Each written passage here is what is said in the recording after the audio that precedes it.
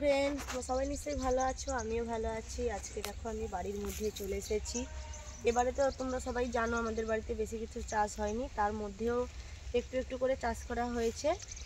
তার মধ্যে দিয়েই দেখো সবজি বাগানের ভেতরেই বৈতাল গাছ দেওয়া হয়েছিল। বৈতাল কতগুলো পড়েছে সেটাই তোমাদেরকে আমি দেখাবো, আর আমি গুনবো কটা, তোমরা প্লিজ দেখতে থাকো। আর কত বড় বড় হয়েছেও দেখো আমাদের কুমড়ো।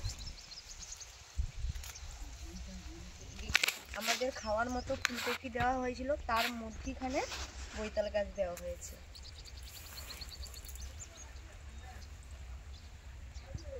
এই যে দেখো এখানে একটা আছে কিন্তু খুব বড় হয়েছে, আবার নিচে দেখো পোকা খেয়ে নিচ্ছে বলে থালার মধ্যখানে রেখে দেওয়া হয়েছে। দেখো এখানে একটা হয়ে আছে।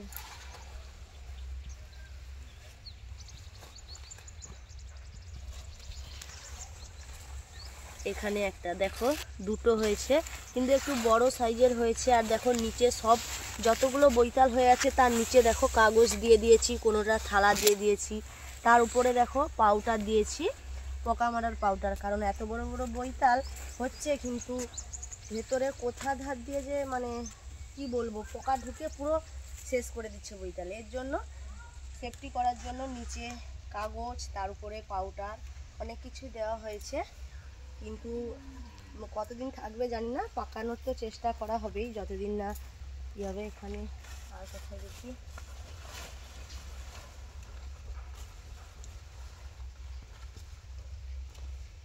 দুটো হয়েছে না।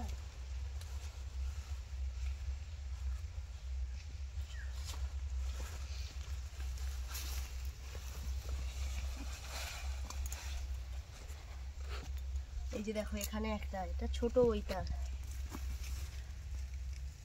দুটো তিনটে হয়েছে। চলো আর কোথায় যাই দেখি।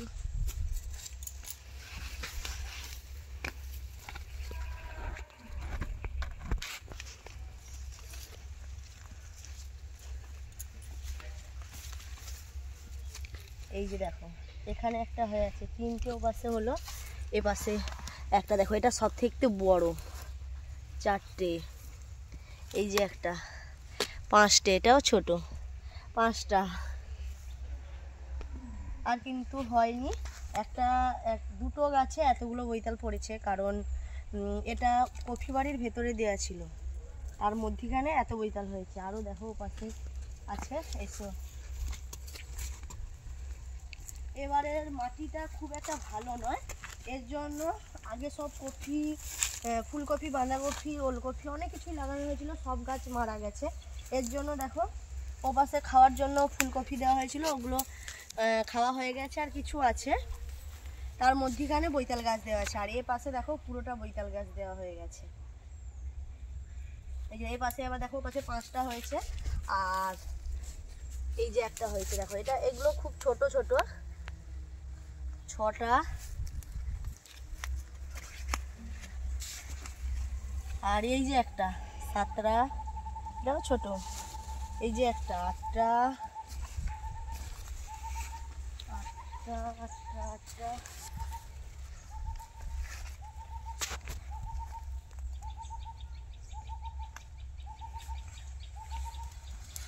এই যে একটা, নটা। এই যে একটা, 10টা। অনেকগুলো বৈতাল পড়েছে। আমি অনেকদিন থেকে বাড়িতে ঢুকিনি, তাই আজকে বাবা বলছিল যে অনেক কতগুলো কুমড়ো পড়েছে, তাই আজকে আমি গুনতে চলে এসেছি। 10টা। এখানে দেখো একটা ছোট বৈতাল হয়ে আবার মারাও গেছে, নষ্টও হয়ে গেছে। এই যে এখানে 10টা হলো,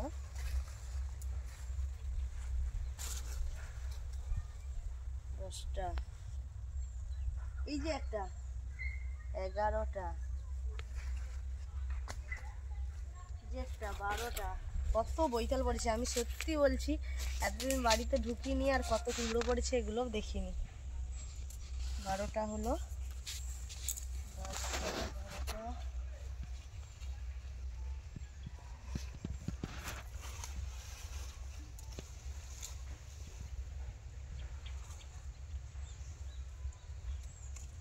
এ পাশে এসো। এই যে দেখো একটা, বাবা জুতো পরে এসেছে। এই যে এখানে একটা 13টা, এই যে একটা, এখানে দেখো সামনাসামনি দুটো আছে 14টা। পড়েই যাচ্ছে 14টা, এই যে একটা 15টা,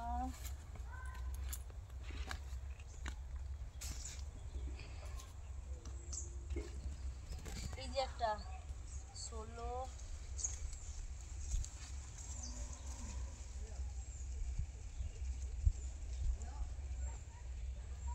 এই যে একটা 17টা।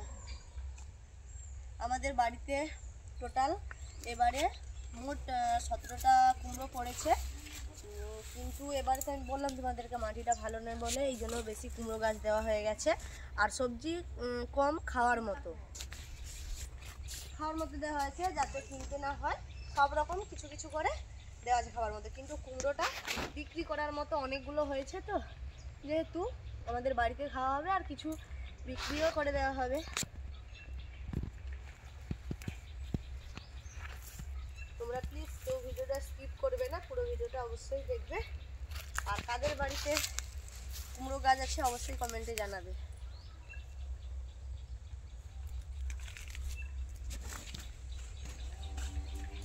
কুমড়োর যে গাছ, এই গাছটা কে কে খাও সেটাও বলবে। আমরা তো খাই লাউ খাড়া, লাউ ফুল। এই লাউ গাছটা এমন, আমরা মানে গ্রামের ভাষায় লাউ বলি, কিন্তু ভালো কথায় কুমড়ো বলে, আমাদের ভাষায় লাউ বলি। আর এই কুমড়ো গাছটা এমন, মানে এর কিছুই বাদ যায় না। এর ডাঁটাটাও খাই, এই গাছটা এটাও খাই, এর ফুলটাও খাই, এর ফলটাও খাই, আবার কি বলতো এর পাতাটাও খাই। এই কিছু বলতো বুড়া বুড়ো মানে বড় বড় পাতা যেগুলো বয়স হয়ে গেছে এগুলো খাই না, কিন্তু এর নরম পাতাটাও খেয়ে নিই। যারা যারা আমার ভিডিওটা দেখছে তাদেরকে অসংখ্য অসংখ্য ধন্যবাদ। আর কেউ স্কিপ করো না, যারা যারা আমার চ্যানেলে নতুন তারা অবশ্যই সাবস্ক্রাইব করে ভিডিওটা দেখবে, অবশ্যই ভালো লাগবে।